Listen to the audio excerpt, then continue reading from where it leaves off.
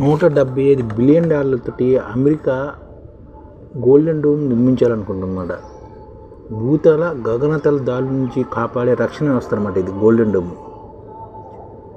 ప్రపంచంలోని అగ్రరాజ్యం, అతిపెద్ద ఆర్థిక వ్యవస్థ, అమేయమైన శక్తి గల అమెరికా సువిశాలమైన విస్తారమైన భూభాగాన్ని రక్షించుకోవడానికి కష్టంగా భావిస్తుందన్నమాట. అలాగే భయపడుతుంది కూడా. భూమి ఎక్కువ అంటే ఎందుకు భయపడాల్సిన సందేహం మనకు రావచ్చు. దేశం మోసరి విస్తరణ ఉంటే ఉన్న భూభాగం మాత్రం సమగ్ర స్థాయిలో రక్షించుకోవచ్చు. అదే విశాలమైన భూభాగం అయితే శత్రు దేశ క్షిపణులు ఎక్కడ పడతాయో ఊహించడం కూడా కష్టం. అమెరికాని వేధిస్తున్న ఈ సమస్యకు అత్యాధునిక గగనతల రక్షణ వ్యవస్థ చెక్ పెట్టాలని ట్రంప్ భావిస్తున్నారు అన్నమాట. అధ్యక్షుడు అనుకుంటున్నారు. మొత్తంగా $175 బిలియన్ వ్యయంతో గోల్డెన్ డోమ్ మిసైల్ డిఫెన్స్ వ్యవస్థను ఏర్పాటు చేయనట్లు అనుకుంటున్నారు. 2029 జనవరిలో ఈ వ్యవస్థను అందుబాటులో తెచ్చి యావత్ అమెరికా భూభాగాన్ని శత్రు దుర్భరంగా మార్చేస్తారని అనుకుంటున్నారు. అయితే ఈ గోల్డెన్ డోమ్ వ్యవస్థను ఏర్పాటు చేయడం అంత ఖర్చుతో కూడిన వ్యవహారమని కాంగ్రెస్ కూడా అంటుంది. భూమి మీద కాదు, ఆకాశంలో ఇందుకు సంబంధించిన లేజర్ కాంతి పుంజాన్ని వెదజల్లే వ్యవస్థను ప్రవేశపెట్టాల్సి ఉంటుందన్నమాట. ఇంత సంక్లిష్ట ఆధునిక సాంకేతికత కూడిన అసాధారణ వ్యవస్థను రాబోయే 20 సంవత్సరాల్లోనే ఏకంగా $542 బిలియన్ ఖర్చు అవుతుందని అంచనా అన్నమాట. ప్రస్తుతానికైతే అమెరికా పార్లమెంట్ తొలి దఫా ప్రాజెక్టు కోసం కేవలం $25 బిలియన్ మాత్రమే ప్రతిపాదించినట్టు బడ్జెట్ ఆఫీస్ చెప్తుందన్నమాట. అంతరిక్షం నుంచి కాంతి పుంజాన్ని ప్రయోగించడం అనేది ఇంకా ప్రయోగ దశలోనే ఉందని అమెరికా ఎయిర్ ఫోర్స్ సెక్రటరీ కూడా చెప్తున్నారు. అమెరికా రక్షణ శాఖ యుఎస్ నార్మన్ కమాండ్ సమిష్టిగా గోల్డెన్ డోమ్ ప్రాజెక్టుపై పనిచేస్తున్నాయి. సాంప్రదాయక క్రూయిజ్, బాలిస్టిక్, హైపర్సోనిక్ క్షిపణులు, డ్రోన్లతో పాటు అణ్వస్త్ర సామాజిక క్షిపణులు ఈ గోల్డెన్ విజయవంతంగా అడ్డుకుంటుందన్నమాట. యుఎస్ స్పేస్ ఫోర్స్ జనరల్ కూడా ఈ ప్రాజెక్టుకి సారథ్యం వస్తుందన్నమాట. 4-స్టార్ జనరల్ అయిన కెంటిన్ కూడా విమానంగా 30 ఏళ్ళ అనుభవం. తాముకు సైతం ఈ ప్రాజెక్టు భాగస్వామ్యం చేరతామని కెనడా కూడా తన ఆసక్తి పెరిగిందన్నమాట. ఆయుధ రంగ దిగ్గజం లాకిడ్ మార్టిన్ సంస్థ గోల్డెన్ ఉపకరణంగా అభివృద్ధి చేయనుందన్నమాట. 80వ దశకం అధ్యక్షుడు సేవలంచిన రొనాల్డ్ రేగన్ స్టార్ వార్స్ సిద్ధాంతము ఇజ్రాయెల్ ఐరన్ డోమ్ వ్యవస్థ నుంచి గోల్డెన్ డోమ్ ఆలోచన పుట్టుకొచ్చిందన్నమాట. స్టార్ వార్స్ సిద్ధాంతము ఇజ్రాయెల్ ఐరన్ డోమ్ నుంచి ఈ గోల్డెన్ డోమ్ ఆలోచన వచ్చిందన్నమాట. క్షిపణులను అడ్డుకున్న terminal high altitude aerial defence ఇగ్గి సిస్టమ్ని గోల్డెన్ డోమ్ను వినియోగిస్తారన్నమాట. రష్యా, చైనా తమ ఉపగ్రహాలను అధునాత శక్తి సామర్థ్యంతో సంతరించుకుంటున్నాయి. అవి అమెరికా ఉపగ్రహాలను నిర్వీర్యం చేయగలకూడదు.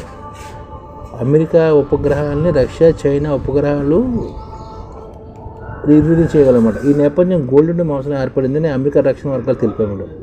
కేవలం అంతరిక్షంలో వాడేందుకు రష్యా కొత్త తరహా అణ్వాయుధాలు తయారు చేస్తుందని అమెరికా ఆరోపిస్తున్నమాట. ఈ అణ్వాయుధ అంతరిక్షం సంచరిస్తూ విడతల వారిగా పేలుతూ సమీప శత్రుదేశ ఉపగ్రహం నాశనం చేయగలదని అమెరికా వాదిస్తుంది. అమెరికా గోల్డెన్ డోమ్ ఆలోచన ఇప్పటికే రష్యా, చైనా తీవ్రంగా తప్పుపట్టాయి. శక్తివంతమైన లేజర్ కాంతి వ్యవస్థను అంతరిక్షంలో ఏర్పాటు చేసి ఉపగ్రహాలు సంచరించే కక్షలను రణక్షేత్రంగా మార్చవద్దని ఇరు దేశాలు రష్యా గోల్డెన్ డోమ్ ఆలోచనపై అభ్యంతరం కూడా వ్యక్తం చేస్తున్నాయి. ఇంతవరకు అంతరిక్షంలో పరీక్షించిన ఈ వ్యవస్థను కేవలం 4 ఏళ్ళు ఎలాగ అందుబాటులో తెస్తారనే ప్రశ్న కూడా వస్తుందన్నమాట. గోల్డెన్ డోమ్లో పెద్ద సంఖ్యలో కొత్త ఉపగ్రహాలు, సెన్సార్లు అవసరం.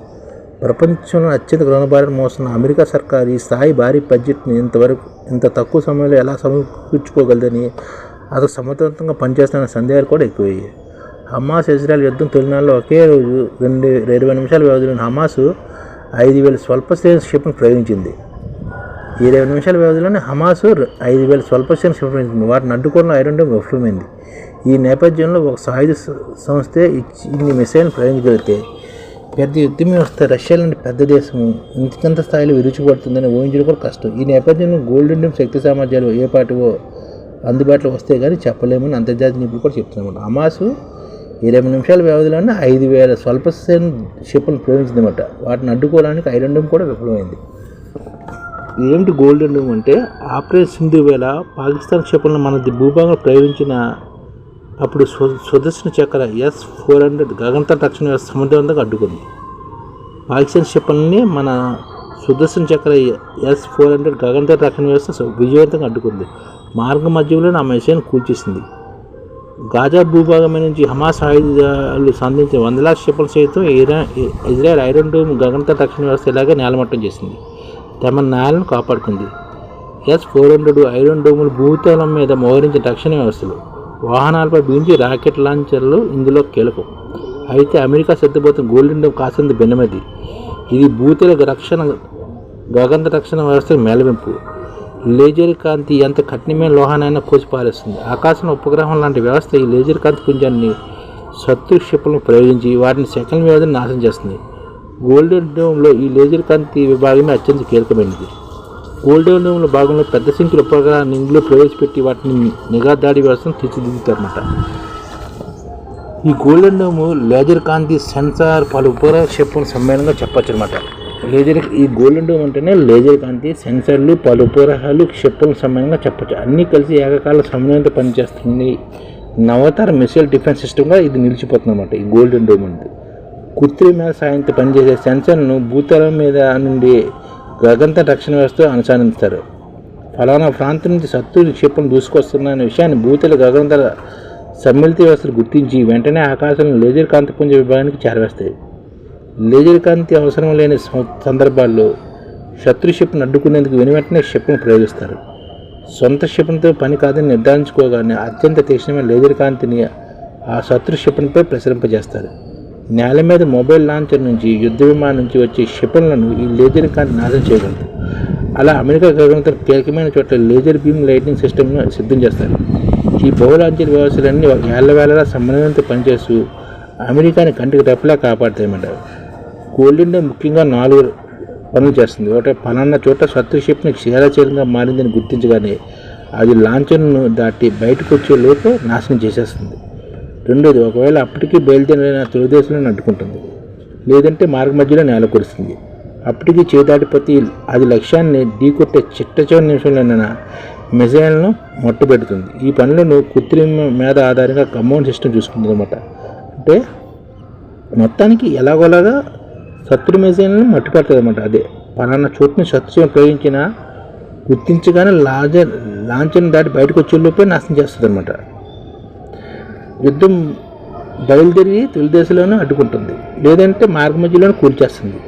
అప్పటికి చేయబోటే లక్ష్యాన్ని చేరుకునే లోపే మిసైల్ని మట్టుపెడుతుంది. అంటే అది ప్రయోగించక ముందే అయినా సరే, రన్నింగ్లో అయినా సరే, మార్గ మధ్యలో అయినా సరే, నెక్స్ట్ మిసైల్ లాస్ట్ నిమిషంలో సరే కూర్చేస్తుంది. మొత్తానికి అగ్రాంజం గోల్డెన్ డోమ్ అన్నది అనుకున్న ఆలోచన కానీ పనిచేస్తే సూపరే. అమెరికాకి రక్షణ వ్యవస్థ బలంగా ఉంటుంది అన్నమాట. అమెరికా అలాంటి వ్యవస్థ భారతదేశంలో నిర్మించుకోవాలి.